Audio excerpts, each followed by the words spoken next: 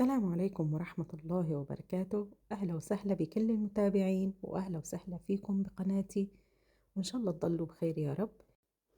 اليوم إن شاء الله رح نعمل معكم طريقة تحضير قلوبات الدجاج. وصفة سهلة وسريعة واقتصادية وطيبة كتير. يلا نشوف المقادير ونشوف طريقة التحضير. أول شي عندي هون تقريبا 200 جرام من الدهنة أو اللية، رح أقليهم شوي. وعندي هون راس توم كبير قشرته، رح أهرسه وأضيفه وأقليه فوق الدهنة. رح أضيف تقريبا 4 معالق كبار من زيت الزيتون.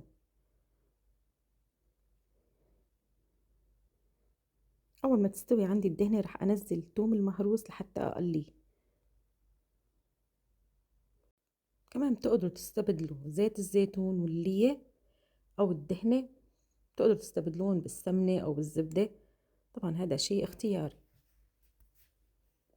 عندي هون معلقة كبيرة من الكزبرة اليابسة، وكمان بتقدروا تستبدلوا الكزبرة اليابسة بالكزبرة الخضراء.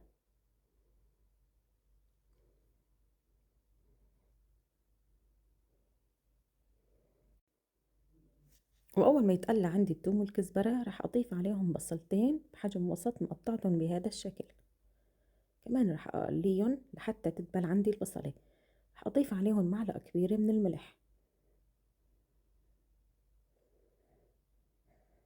عندي هون كليين من قلوبات الدجاج، قطعتهم ونظفتهم وغسلتهم حطيتهم لحتى يصفوا عندي من السوائل. رح أنزل القلوبات فوق البصل والثوم والكزبرة ورح أقليهم شوي لوقت اللي يتغير لونهم. بدي أضيف عليهم معلقة كبيرة من البهار الحلبي أو 7 بهارات.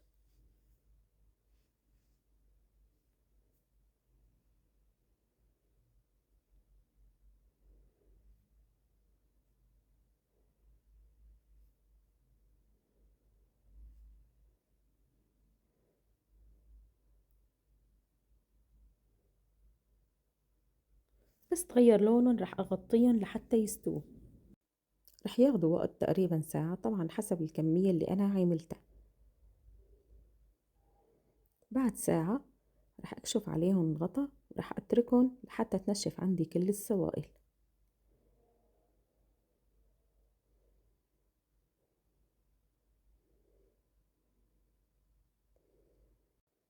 طبعا كل شوي لازم نقلبهم لحتى ما يلتدعوا معنا.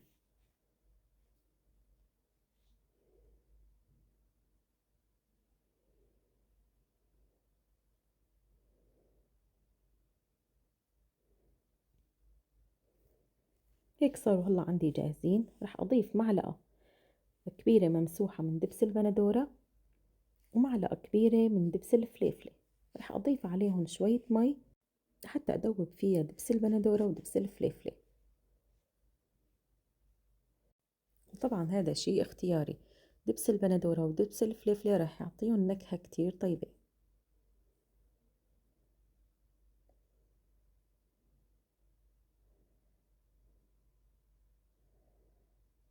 رح أنزلهم هلأ فوق القلوبات ورح أحركهم لحتى ينخلطوا مع بعض.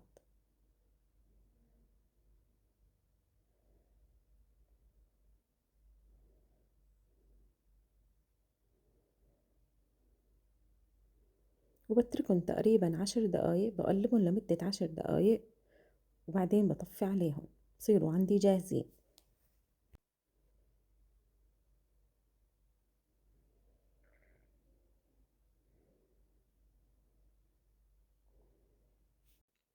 هيك جهزوا عندي.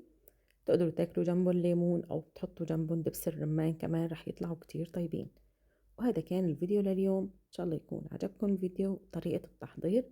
ولا تنسوا اللايك والاشتراك بالقناة وتضغطوا على زر الجرس ليوصلكم كل شي جديد. أهلا وسهلا فيكم وصحتين وعافية.